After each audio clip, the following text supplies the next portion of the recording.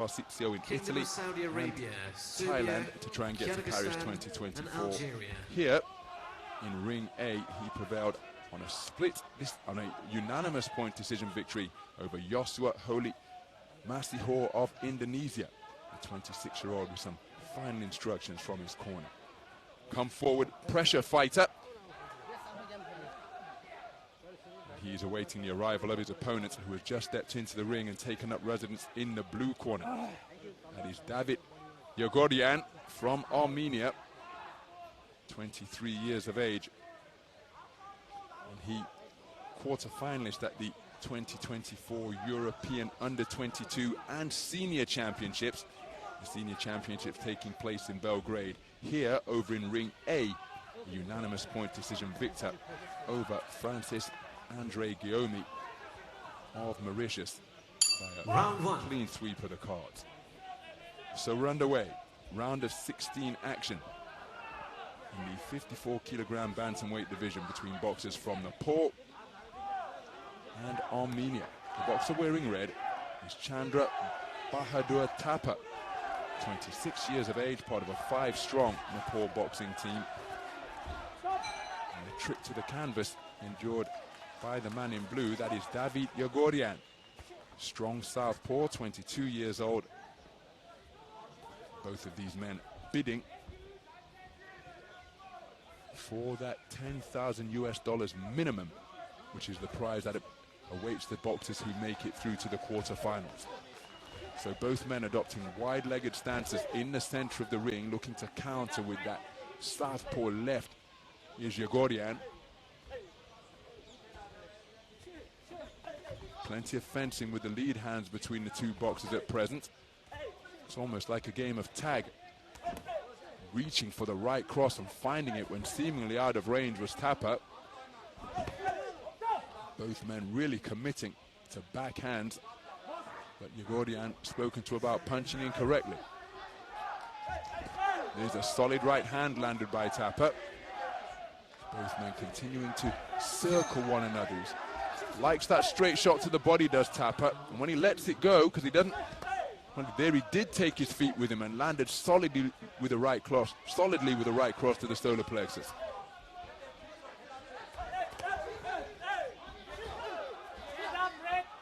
Uppercut turned underneath by YEGORYAN while THAPA tried to keep the attack going.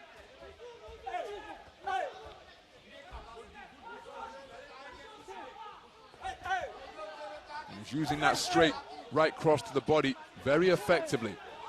THAPA just gesturing to the referee that he felt he was tagged by a rabbit punch, but that is why the referee is there. Surely his concentration has to be solely on the man in front of him. He's doing a good job targeting the man's torso, particularly with that backhand against the southpaw, and he's grinning his gum shield in admiration of his work. So YEGORYAN yet to find his range with the same consistency. With it being orthodox in southpaw, in many respects, it's as though they're boxing in a mirror. It's often a way that boxers train against the southpaw stance if they're an orthodox. Just work, because the reflection looking back at you will be of the southpaw stance if you're an orthodox boxer. And here, the southpaw has not yet found a range with the same consistency as his Nepalese opponent.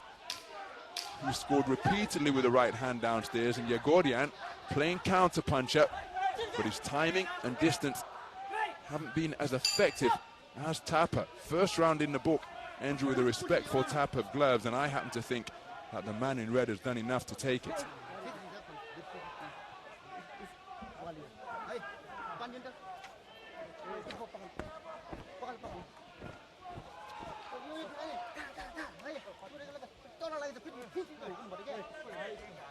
Some of the action from the opening round.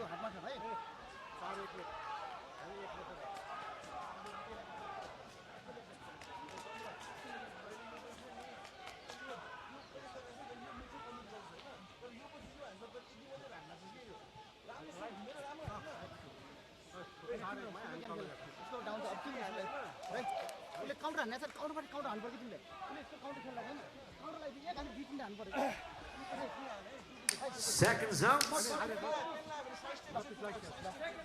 Well, I find those scorecards rather bewildering. I'm not quite sure how 4 judges could have scored Round 2. for Yegoryan, because to my mind he was scored upon repeatedly by that right cross to the body, and yet he has taken it for 4 of the 5 scoring judges, when from what I saw he didn't score upon the man anywhere near as consistently or as effectively as the man in red. And look at the change of tactics that has brought about now, because despite prevailing in what was a game of fistic tag up in the boxing ring by scoring with repeated right crosses to the body against the southpaw in blue, 4 judges have scored for Yegoryan, and now credit to him, because THAPA and the corner have had to change tactics, and he's got to operate with a different approach, and that could well play right into the wheelhouse of a counter-puncher like Yegoryan. But I do find those first round scores rather bewildering.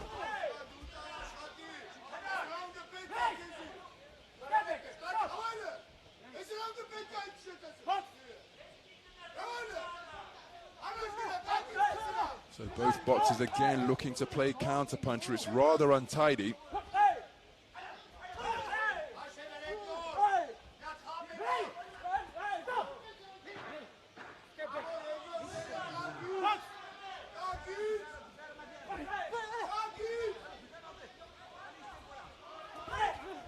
Heads coming together on the inside in this battle between orthodox and southpaw. It's rather untidy.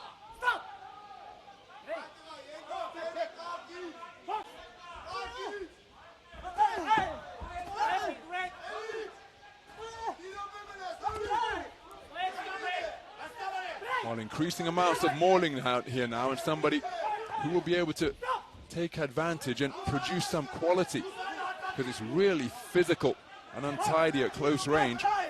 And again, so committed to the initial phase of attack that in the event that it's off the mark, the 2 men find themselves on the chest of one another.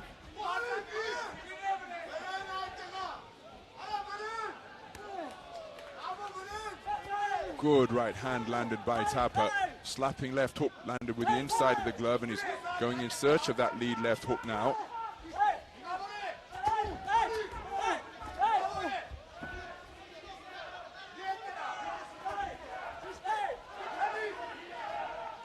Again, the accuracy has to be increased here.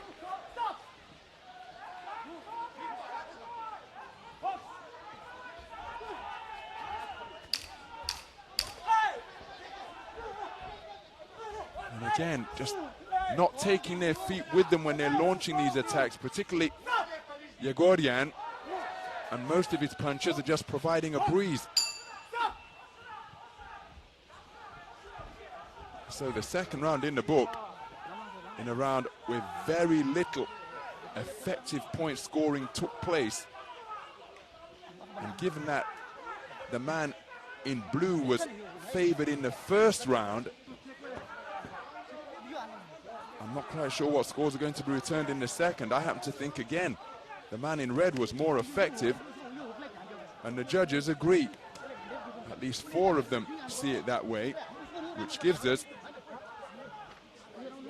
tied scores of 19 points apiece for 3 of the 5 observers here.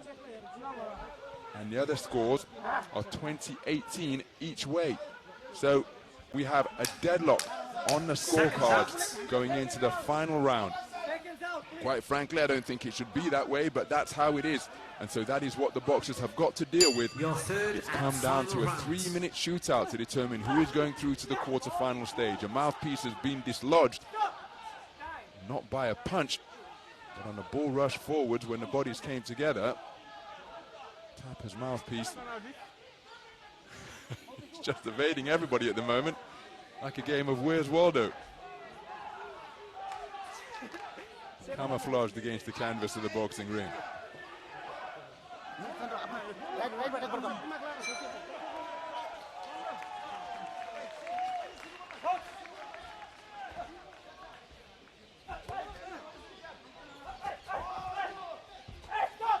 So practically the entirety of round 3 remaining after that early intervention. And now this has really changed things. And what approach will THAPA take? Because a point has been deducted from YEGORYAN for excessive holding. Here the referee saying no holding blue. THAPA using the space of the ring now and getting back to the raiding attacks. Not with the accuracy they showed in round one, but the tactics that he showed in round one. Mouthpiece has come out again, and it's, oh my goodness, it's THAPA's mouthpiece once more. Now if this mouthpiece comes out one more time, THAPA is going to be docked a point, because this can be a tactic used by boxers that are fading, and so he better bite down on that mouthpiece and not let it come out again, because that would see him docked a point, which would cancel out the point deduction assessed against YEGORYAN for excessive holding. Doesn't want to be in that type of territory. He's got to engage and keep the officials happy. He doesn't want to be holding, because the referee, if he takes the point, it will bring us back to parity once again. Surely the corner have got to be yelling the instructions to THAPA to get himself out of these types of clinches and bite down on that mouthpiece with all the power that his jaw can muster. Doesn't want to be here. Very untidy is this contest. The boxers flailing into one another once again. You can't fault the industry, but the accuracy and effectiveness, as THAPA did produce a two-shot burst of quality. But YEGORYAN hasn't really found his range with any consistency here tonight.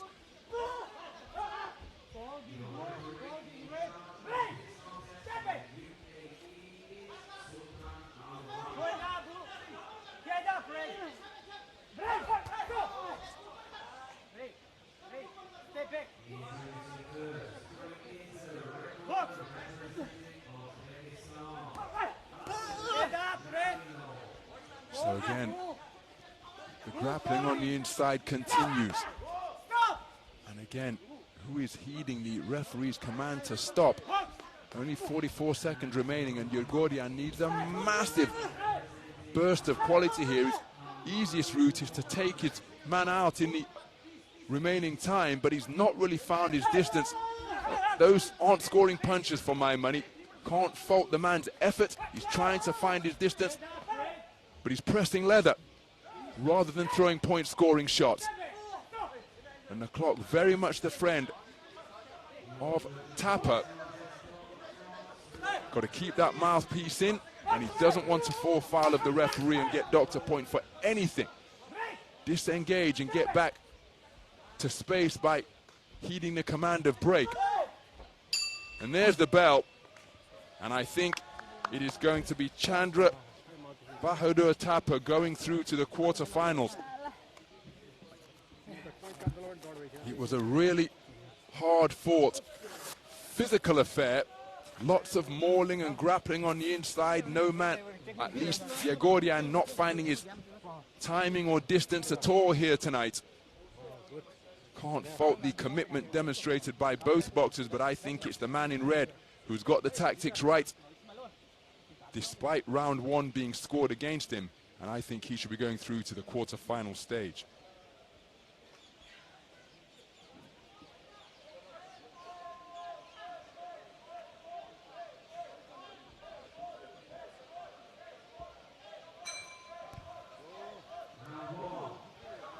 Ladies and gentlemen, on ring B, your winner by split decision.